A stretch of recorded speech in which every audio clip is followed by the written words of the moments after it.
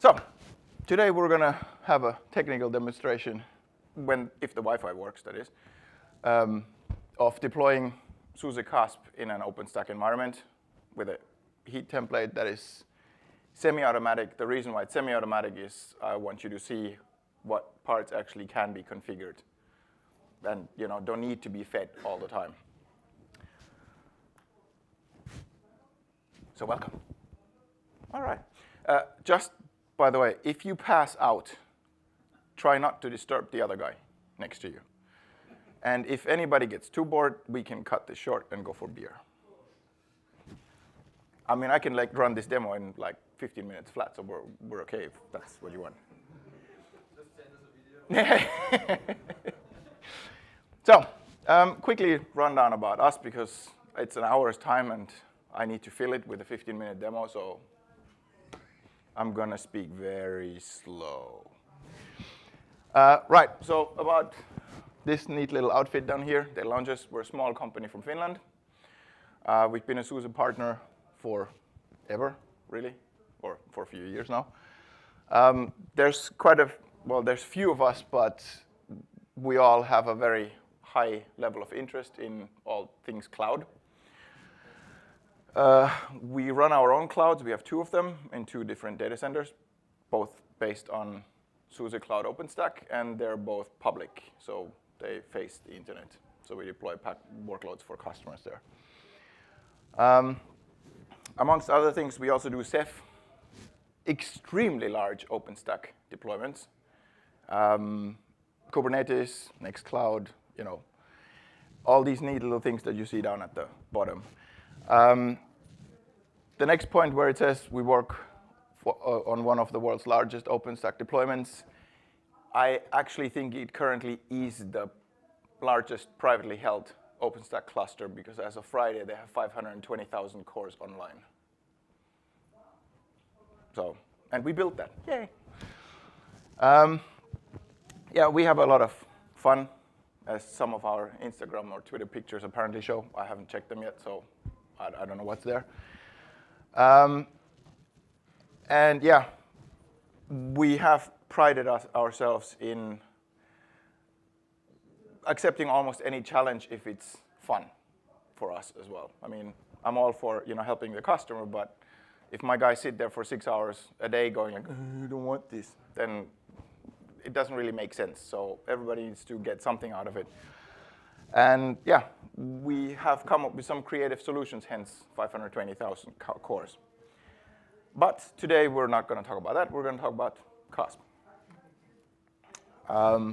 Like I said, we do both consulting and we do hosting.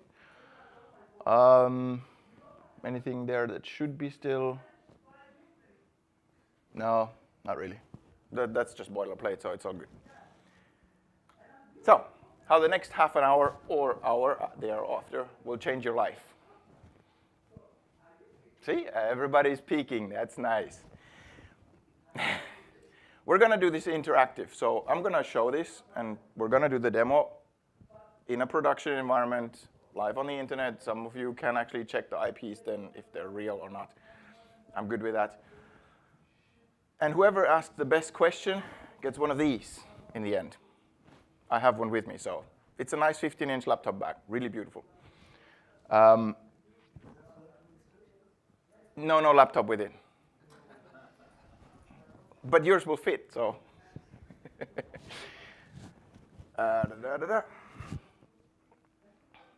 Yeah, so it won't change your life, but everybody was peeking up, so that's the whole point of this.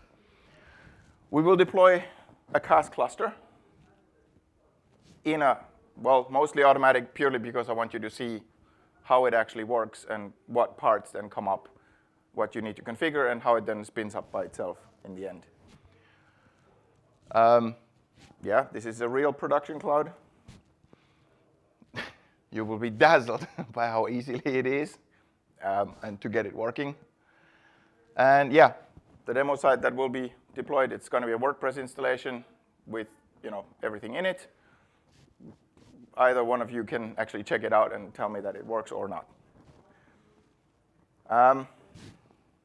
Yeah, why SUSE CaaS? Because I don't want to do that.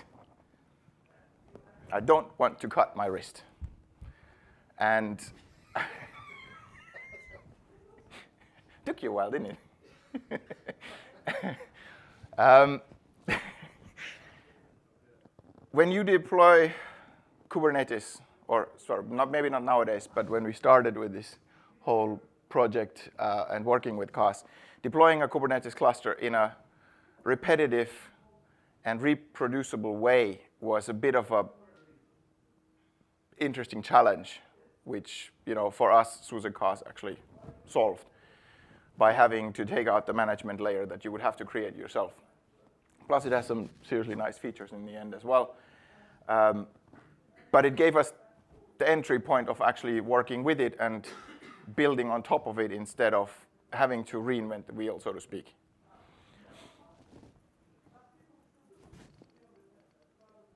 Plus, well, it's Kubernetes. Well, I think that point alone speaks for itself because, well, that's the reason why we run OpenStack based on SUSE as well. It's the stability. So I have to work with other vendors too, and I can tell you it's not quite the same level.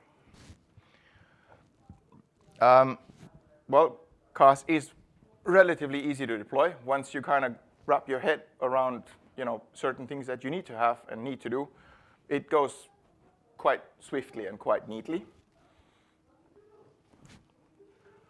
And it is fully supported and working on an OpenStack Cloud, so which for us was very important. Maybe not for you, but for us that was like the thing to have. So who wants to see this? All right, the rest is sleeping. Cool. Doing my job. So the way we're going to do this, who knows what heat is? Again, you don't count. Oh, sorry, no, you didn't count, but you count. So heat is OpenStack's orchestration tool. You tell it in a YAML template, which looks like this, of what you want to build. So how many nodes you want to, what the fuck? How about, you gotta love Max. How about now? There you go. So you basically tell OpenStack exactly what you want.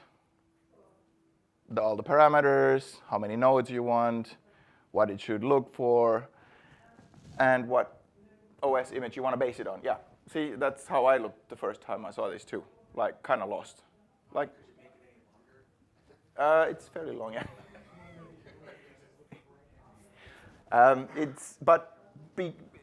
It allows you to define everything in one single file. So you build everything up and make it just run. In that sense, you can just redeploy it as often as you want. You can destroy it, build it, and keep going. So this is actually a live cloud.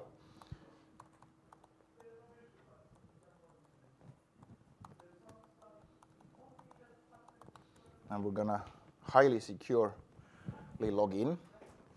So who has worked with OpenStack before? OK. OK. Basically, OpenStack is just infrastructure as a service. So you have all these neat components on the side, like instances, volumes, images. What we in our cloud do is, the concept of cloud is you can build and destroy the instances as you see fit. Of course, that's the whole point of it, that if a server dies, then it doesn't matter. It'll just get rebuilt. When you deploy these kind of workloads, you want to have the data kind of saved. And the concept of a cloud application doesn't really save the data because you can redeploy it at any time. Well, our customers don't really agree with that concept. And I tend to agree with them because if you ever had to rebuild a Windows server from a crashed machine and try to get the data back, it's a big pain. So we actually have permanent disks on all our instances. We build the volumes first as in hard drives, and then we attach and boot instances off of it. That way, if the host actually dies, we still have the data. We just boot it up again. Which was a little challenge because by default, CaaS doesn't really work that way. You have to write your heat template around it. So, but under OpenStack, you go to stacks, and stack is basically the full stack list that you make. It just builds it all up.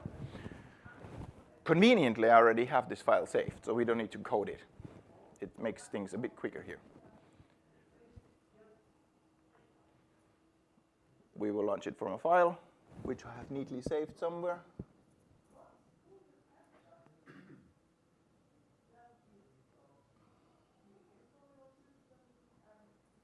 Or not. Actually, it doesn't matter. We can do it from a direct input. You can also type it in by hand what you want to do, but I don't recommend you doing it. So now I have all of this in there. I'm a fast typer, as you can see, by the way. I've had practice in this. I click on Next, and I get an amazing questionnaire. All the things you want to fill in around your stack. So we're going to give it a name. Any preference? No? OK. How about we use this? Then we're going to use the user to authenticate against it. We're going to use the CaaS3 image, because that's what we're trying to launch as a cluster. This will be the root password. So because it's so highly secure and it will be accessible from the internet, I will not have this running for long. So don't get any ideas. A CaaS cluster always has 3 parts: an admin node that controls all the orchestration of the CaaS cluster, a master node that controls the worker nodes. And those are the 3 parts. Worker nodes are the workload nodes, and the master node is the one that tells you, OK, this goes here and this goes there. Right? Thank you. So a flavor is how many cores and CPUs and RAM you want to give a machine. In our case, we're going to give the admin node 4 cores, 8 gigs. Is that OK for everybody? For the master node, we're going to give the same. And for the worker node, we're going to make it a bit interesting. We're going to give each one of them 6 cores and 12 gigs, so just so we have a bit of oomph under the hood. Not that it matters for the workload we're going to put on, but just that we have it. We need to put the external network. That means all the public IPs. So on OpenStack, you have a full separation. You only give public IPs out when you actually need them, which means you can make application accessible to the outside world or not, on demand, just a click of a button. In this case, that name is floating. I don't particularly like that network, so our internal network will be this. If that's OK with everybody, good. And then we have a DNS server. Now, when I click on launch, nothing will happen probably, because I've done this demo before, and last time I clicked launch, the network died right in that moment. And the audience was a bit larger than you guys.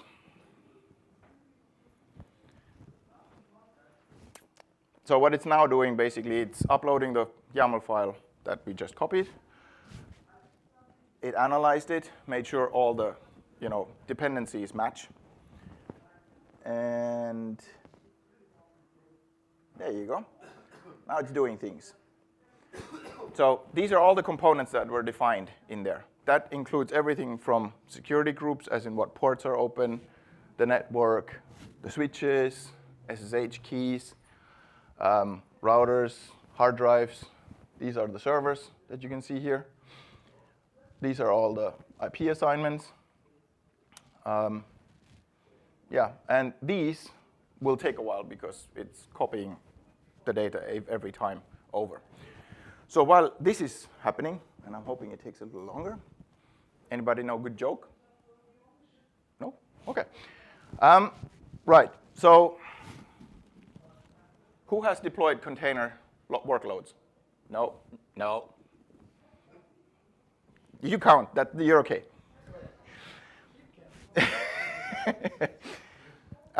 Does everybody know what a container is? Awesome. Does everybody know how it kind of functions and is built up?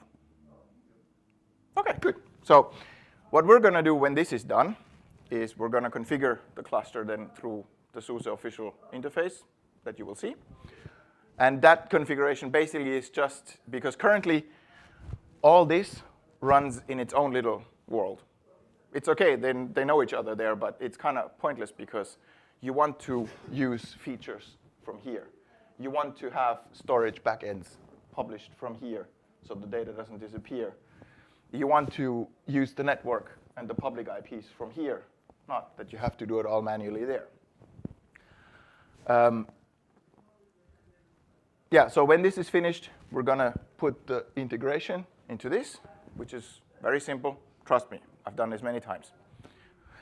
And after that, we're going to deploy a standard WordPress deployment. Nothing really fancy to it, in a sense. But it has many components. Now, you can deploy this all in one gigantic file, which is kind of pointless because I want you guys to see how the integration actually works. So I took it all apart. There's 6 parts, I think. We're going to deploy a MySQL server, make the data on it persistent, so if you kill the container, it doesn't die or the data doesn't go away. We're going to deploy then WordPress as an application, also with a permanent directory, so that if you would actually choose to update it or to have your own themes or customizations, that won't go away. And lastly, we're going to expose it to the internet. And that's when then you guys come in. And then we're going to delete it all. Because that's the fun of it. That's the whole point of it. It needs to be reproducible and rebuildable on demand. That's where today's market goes to, more or less. As we can see, the hard drives are done now. That should be the admin server. So that's actually being booted currently. We can see if it is. Yes, it is. You can read it here on the side. And there's logs and there's actually events for the build-up. It will build up. If it cannot build the whole thing, it will not start. That's the point of heat. It will occur, errors will occur, but they will occur before the stack is completed. Or if you, yeah, it'll tell you in a red box that this parameter is not right. Don't blah blah blah blah blah. So you actually get error correcting mechanisms in there. Yeah, it took me a while to build it too. But the beauty of deploying it this way, if you for some reason lose it all, the entire template is actually saved and displayed for you. So you can actually copy paste this and deploy it somewhere else, and it works. So according to this, the entire cluster is now created. And if we go to instances, it should have 5 nodes. Yep. So we have an admin node with a public IP, as you can see. We have a master node, and we have 3 worker nodes. Bear in mind, these are now booted, and they are being fed data, what they need to execute upon boot. So they all talk together. So that takes a couple of minutes. But we can actually try to refresh the admin node until it's ready, which it isn't yet. Should be soon. No. This will automatically spawn into an SSL connection. So by default, this is encrypted with a self-signed certificate, and you can add your own, but you never go over standard HTTP. Yeah. The neat stuff about this, theoretically speaking, we can examine each and every node that is building up. You can see the deployment log. Come on. As you can see, so it's actually done booting. Now it's just doing everything in the background, so that obviously you can't see. But you can get a direct root console into it if you want to actually debug locally on the node. So if it doesn't spawn or doesn't connect, you can actually go in there and check the logs why it doesn't. Answering to your question.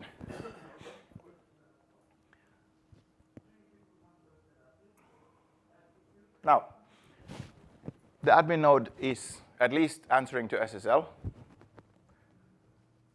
right now I'm going to trust this and going to wait until the actual CASP interface is up. When this comes up the first time, you need to create an admin user, because by default it doesn't have one, which is obvious because it's supposed to be your own. That's it. Wow, that went actually, no. Huh, thought so. So currently we're going on minute 7, maybe 8. This is actually quite nice because you can see how long ago it was created, so you can actually estimate how long you're actually doing it already.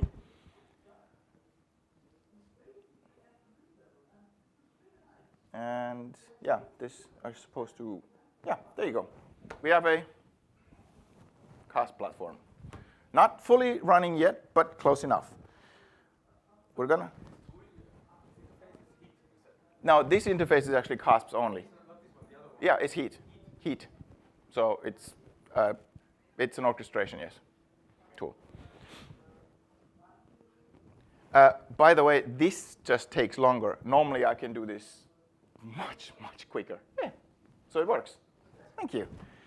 So we're going to create a user, very simple one, and don't do it before me.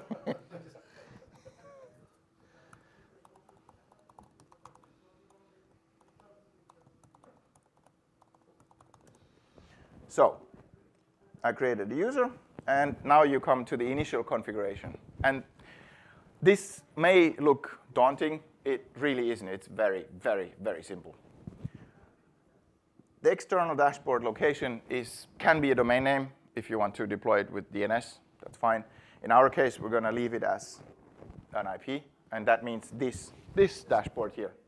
So if you want there the external name or IP in this case. Everybody know what's tiller and Helm? Okay.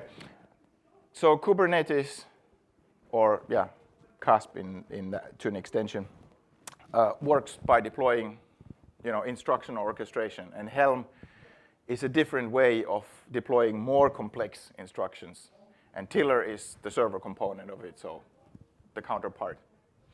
Usually you want to deploy it if you want to deploy Helm charts. We're going to deploy it purely because we can. And here's the important part. Cloud provider integration. Well, if I enable it, it opens all these nice little things. Great. This is our keystone, is the authentication mechanism of OpenStack. So we want to authenticate against that whenever we do things. The domain name is usually on most deployments default. And the project was called SUSECON 19. How creative did I get? So that's where your cluster is located inside OpenStack. Region name can be, just like Amazon, can be really anything. In our case here, it's region 1. The username is what we just used to deploy it or log in. Whoops, not that one. And now the high security password, which you can't see. This is the floating network UUID inside OpenStack. What's a floating IP network? Thank you. Yes, the public network. So because the IPs are never statically assigned, they always float, hence the name floating. And then we need, yeah, same thing.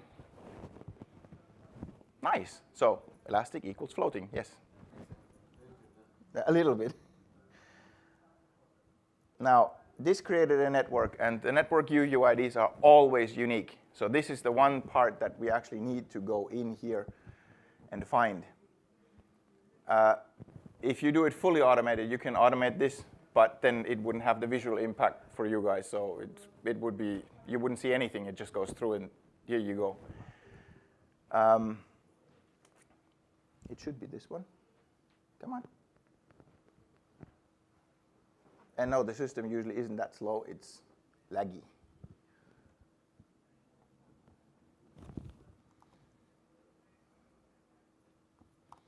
So now we have everything that we need to integrate this into OpenStack. And what that means is basically CaaS then will have it as a backend. So whatever you want to publish or work with, it's kind of like having the Google Cloud behind the Google Compute Engine. You actually create an interface to manage very complex mechanisms like load balancers and whatnot, but you don't have to worry about anything. We click on next.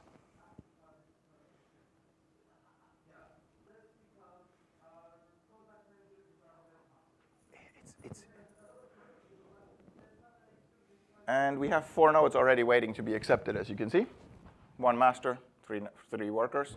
So they already phoned in. The reason why we haven't seen them yet is because we need the initial configuration done. I'm going to accept all nodes, which they do all kinds of processing, and then they should show up top. Should. This being a demo and all, it'll probably, there you go, 3 already there. So now we have 3 nodes. Conveniently, we named them right. So we named them worker and master, because you need to assign them the role of what they want to do or should do. Master, worker, worker, worker. And you click next. Now, this is the external master IP. And this is what I like about CaaS. When you bring it up, if you don't automate all of this, it actually tells you in the first field what it wants. So this is the external interface from master 1 in this case, which we have. Come on. Whenever this is done. Wow. I really didn't need to stretch this, did I? Master 1 IP is this.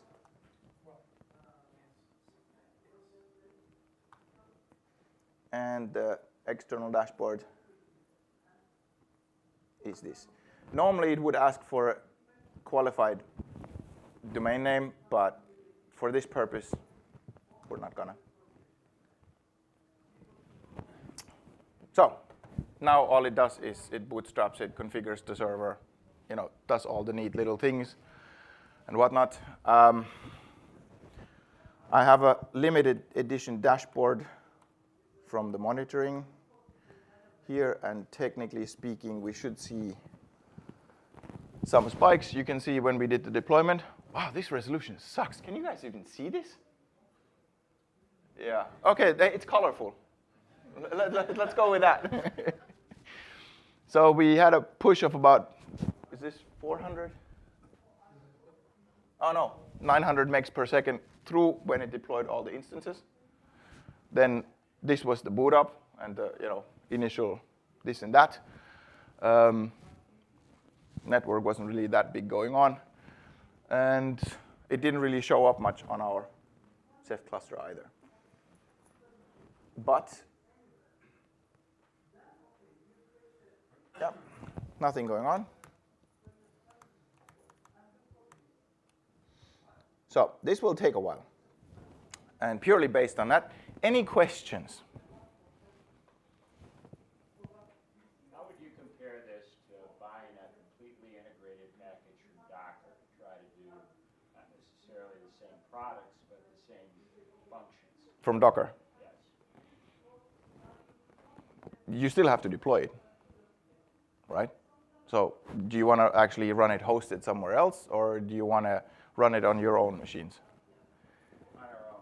Yeah, so you would actually still have to configure and run it and deploy it. Based on our experience with, not necessarily with Docker, with other container as a service providers,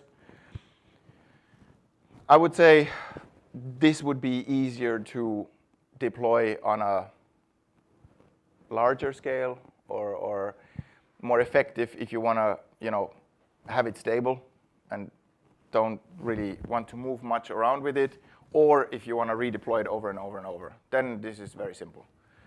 But this is when it's hosted on you, in your premises, which allows you obviously to do however you feel like doing it.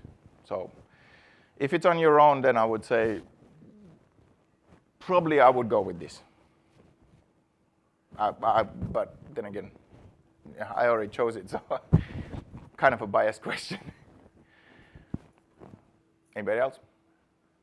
Everybody still awake? No. I'm sorry. Yeah, I realize it's really late already, and everybody's ready for, I think they're called the Nash Bash tonight. At least I saw a sign over there that the party tonight will be called Nash Bash. It's at 6, right? Yeah, so we're late, right? Oh, yeah. Well, 6 somewhere. Sorry? Well, 6 somewhere. Yeah. That's true.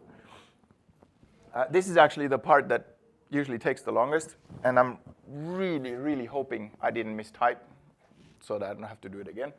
I have a working CaaS cluster, so we continue the demo there.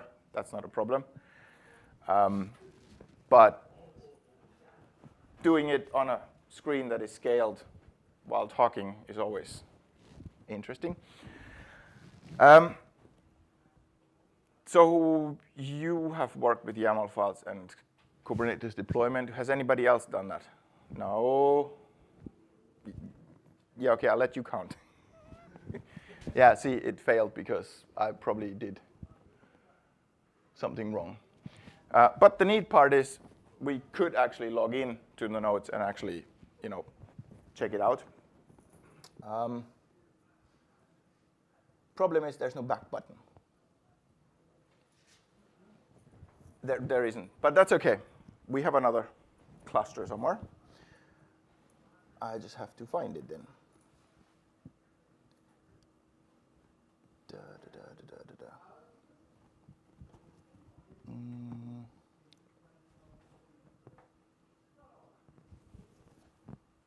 But you saw the mechanism of how it works. Now, if we want to kill it, we can do that too. Actually, we did this one before, right?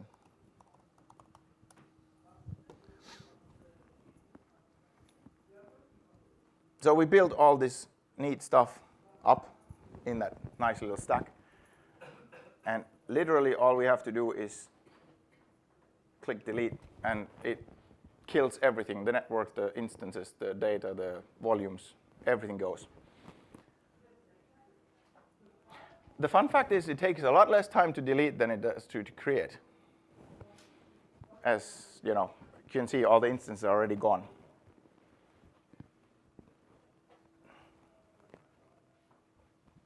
And the stack is clear too. So now we have no stack left. I'm going to sit down now, if that's OK, because I need to find the other cluster that I can actually work with.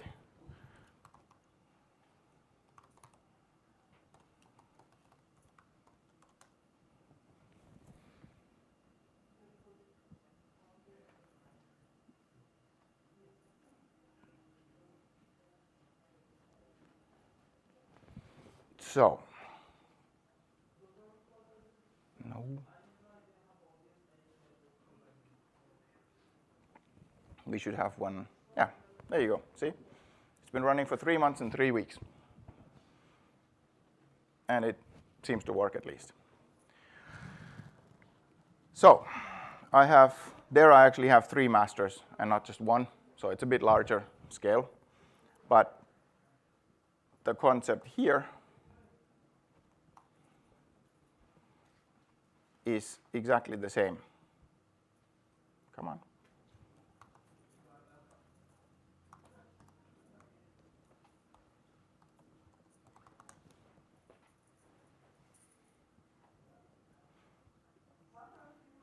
So, as you can see, this was actually a good test for us because we have one node where the update failed. We did that on purpose so we can actually show it to people. But this is what your cluster looks in the end. So fully deployed, all nodes online, already configured. And then you basically need the kube config. Oh, really? Let's see if it actually lets me in. Nope.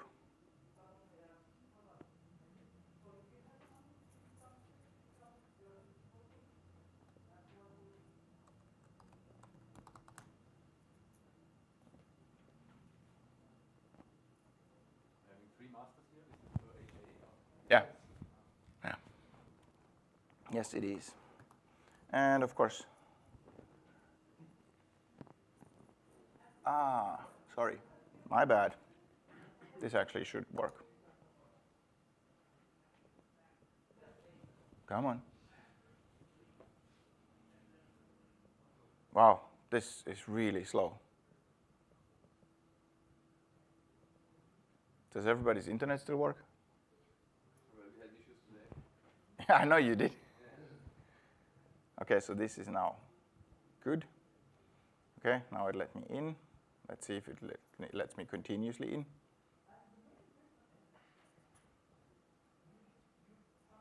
So the kube config file is basically your authentication that you can run it from anywhere and deploy workloads from anywhere. You don't have to actually log in there. You can download it, which I don't because I don't want to deploy it from my laptop. I want to make or follow the SUSE open for everybody and real compatible. So we're going to deploy it from an Ubuntu machine. Sorry, guys. And the cool part about it is it actually gives you the full instructions of what you need to, copy, paste, or run in order to get the authentication working right away. So I have a couple of shells here already ready. Can you guys see this? Yes? See, yes, read it not. Okay, can you read? Yeah, Let me see if I can scale this a bit. I think just do the Apple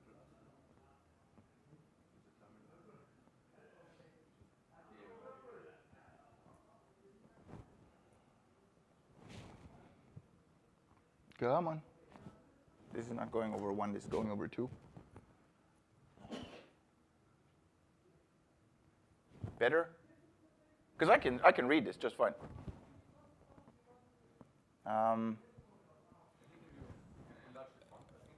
How about this? Come on. Let's let I mean, this is borderline ridiculous on this screen. Better? Wow. This is not better for me, but I'm going to go with you guys, so that's okay. You can read this now, right? Badass. So, remember when I said I made all these parts separated earlier? Yeah, that's all of them. So there's the MySQL. PVC stands for persistence volume claim, which is basically having a persistent data stored somewhere. But before we can actually do anything on that cluster that we had, I need to get that nice little script in there. So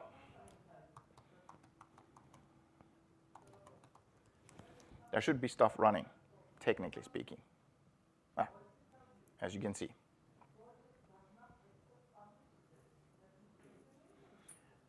Come on.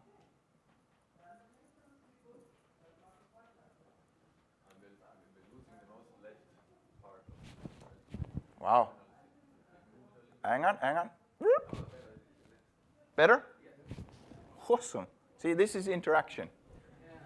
You can see, I can, so.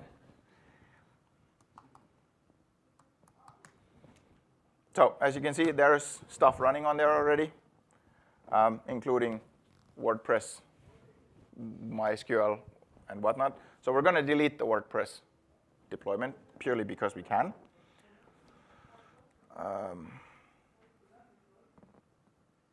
Oh, come on.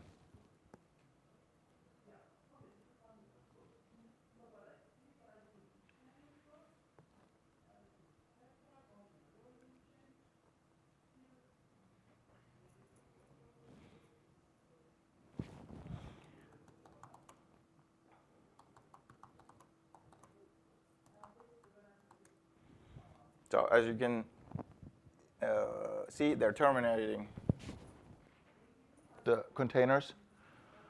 And actually, most of the WordPress stuff is now gone. That was quick, very nice. So we're clear, so now, technically speaking, we can deploy it.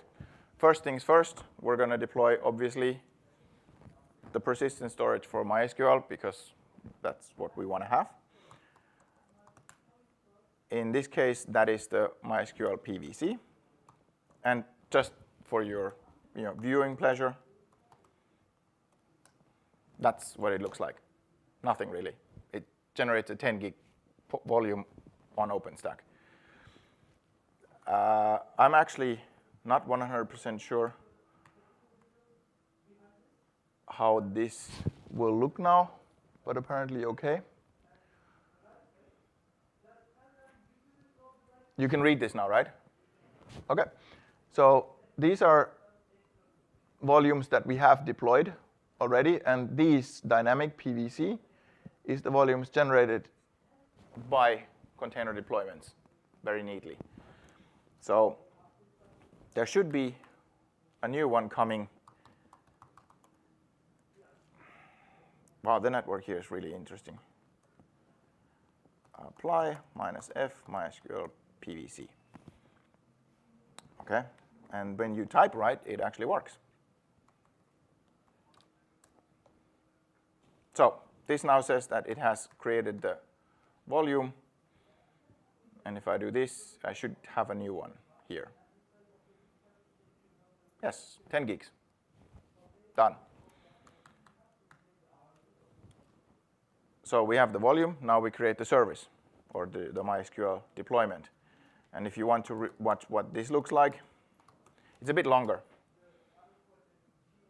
but not much more complex. So it just tells it a name, a label, what it goes for, if it's destroyed, recreate it, and what volume in the bottom, what volume to attach it to, the PVC, and under what mount path. And we know that any MySQL stores usually data under monolith MySQL, so that's what you want to mount the persistent storage on. So if you destroy the container, it'll mount it there again. All your data is back. Magic-ish. So we're going to deploy that. And then we're going to make it watch how it's creating. I hope it's not too quick.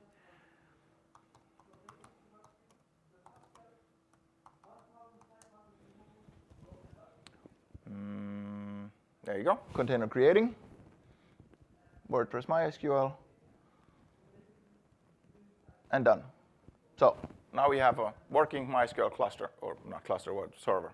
The cluster doesn't take that much longer, but it's ready to accept connections only from the WordPress app currently. So now we have 3 parts for the WordPress deployment. First is the PVC, again, storage, so we know where to store the data from.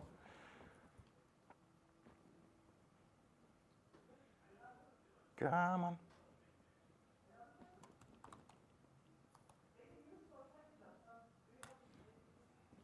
Again, this goes actually relatively quickly, so this should have created now a 6 gig volume. And the reason why it's 6 gigs versus 10 gigs is I want to see the difference in the list. Yeah, there you go. Now, the problem with the WordPress deployment, it's a bit more complex, so it's a bit longer on the deployment side, but not too much.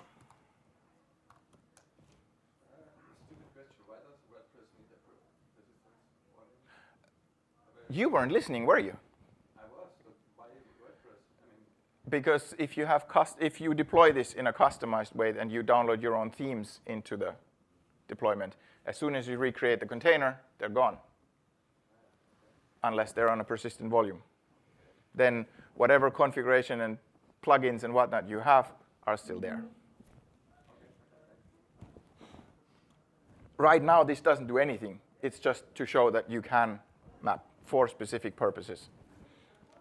Otherwise, no, you wouldn't need it.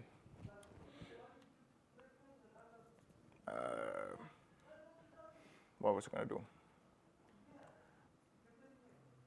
So we do deployment, and again, this should take a little longer, like a minute or so.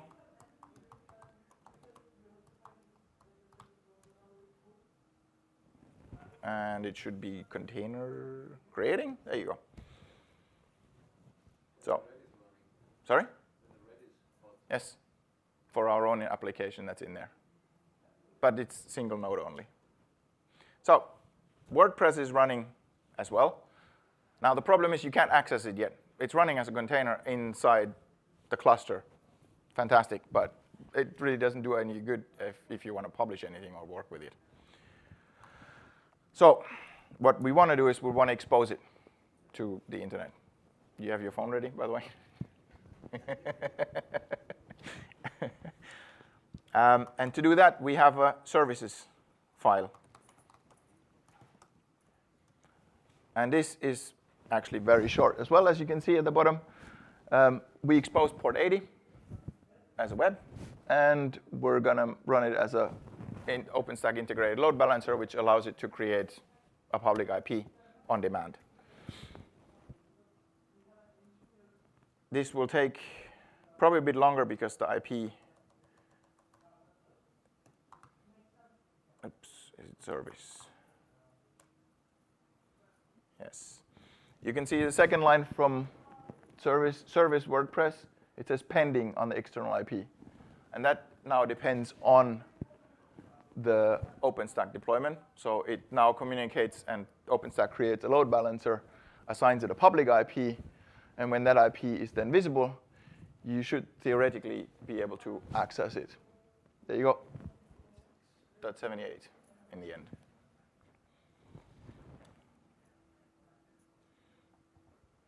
I'm actually going to do this on screen too, for those of you that don't have a smartphone.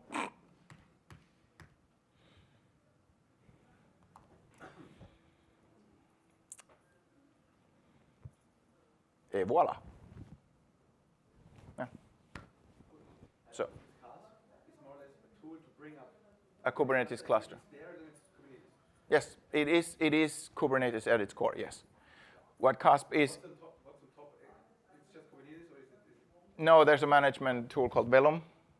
That's the UI, and it does the orchestration of the cluster itself with admin node.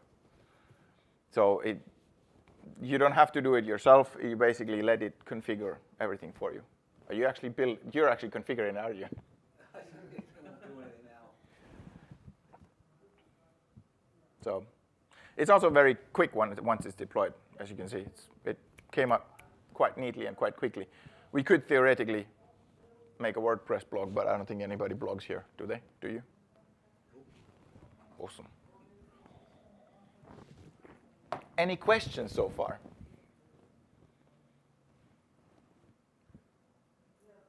Wow.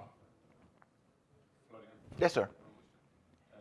which is the biggest scale you have used to deploy this CaaS? Which is the bigger cluster you have deployed on your OpenStack environment? In ours, it's 5 worker nodes and 3 admin node, master nodes.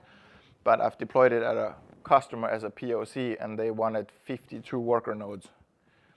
And that went just fine, but they deployed 5 master nodes then. But they also have their own in-house built Kubernetes cluster deployment that they do. They just wanted to run it side by side, which one is easier. Well, you're laughing, but there are points to this, and because I laughed too. I was like, okay, kind of pointless. But if you actually go to the management, as in the Velum main page, the settings you can configure in it cluster-wide make actually sense to have a management tool for it. For example, LDAP connectors. So all your users, you can assign, they can deploy or not deploy. Certificate deployment. So if you want to deploy your own certificates, they can be just uploaded. It gets pushed to all the nodes automatically. Registries. If you want to, allow or hook up your registries directly, no problem. You add them there with a URL, and you can pull images straight from inside your company out. No problem. So you also can make reservations for CPU, memory, storage side, and whatnot. And of course, logging the backend log. This is actually the audit trail, so not much more of, not like proper debug, I think. It's more like the events themselves, what people are doing. Anybody okay with deleting the WordPress installation?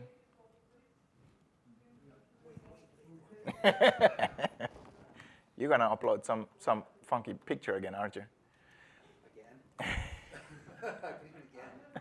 So the cool part about kubectl is what we did, we deployed one file and one file and one file. And this was just to illustrate you guys of what actually happens and what are the moving parts. But you can daisy chain these all together. I think you saw it earlier when I deleted the previous installation. If you could actually, no, I think that was before we scaled the screen, so you didn't see anything really. So all you need to do is daisy chain all the deployment files if you have them all separately. And it goes in sequence downwards, deletes them all one by one. So if we do this and watch what happens.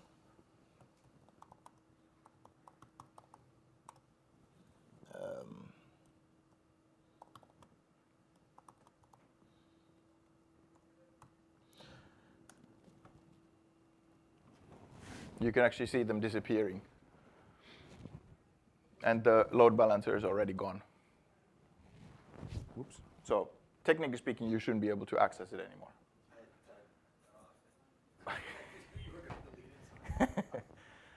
But the cool part is, so this was your app, you deployed it, it's all hunky-dory. Now all the persistence volumes got also deleted.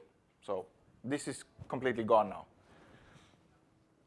What's doing your persistent volumes on the back end? Sorry?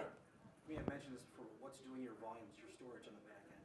Ceph, so OpenStack, Ceph integrated. We use Ceph as a backend mechanism. So all our persistent storage in our clouds are Ceph-based.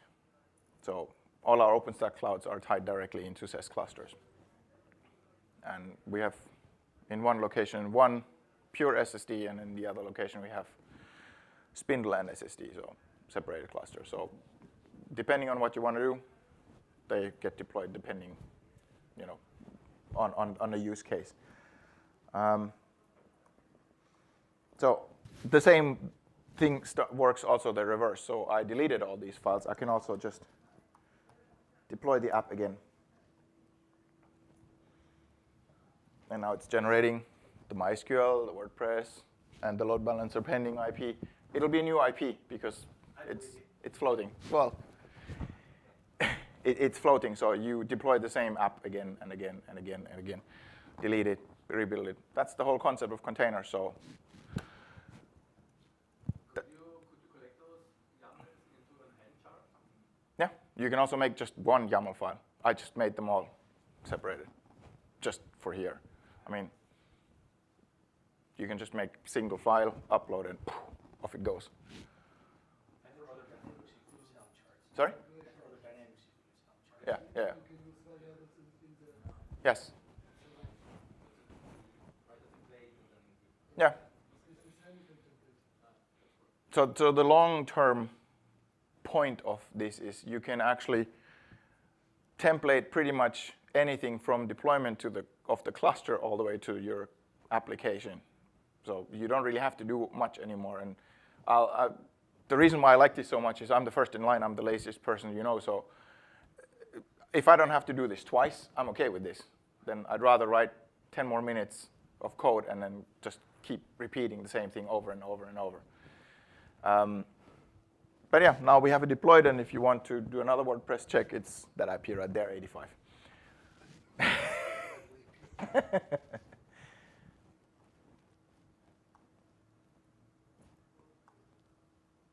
So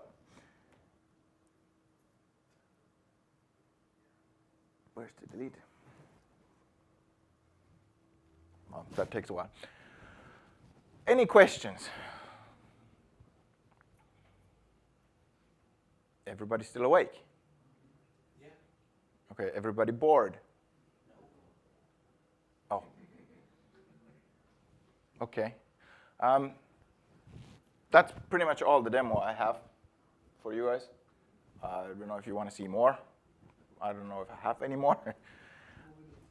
Sorry? 2 more minutes. So you asked a question, you asked a question, you asked a question, and you guys just smiled. So that doesn't count. And you asked a question. So which one was the best one? I don't know. Sorry? Jury, judge, and executioner, yeah. Perfect, just lovely. Okay, who wants the bag? I get to keep it. I get to keep it. Actually, it's for one of my guys, and it's okay. Got already from SUSECON a bag, and put this bag in another bag, and And another bag, and another bag. it's very nice. Thanks. We're gonna come out here more force than a woman with all these purses. Hey, but it goes with you. Oh, yeah. It's a one strap. And all these clothes. Yeah. My husband's church gives backpacks to work school kids. Really? Here you go. Let's give it to a school kid. No problem at all. So that was it. I'm good. Now I'm gonna have a beer.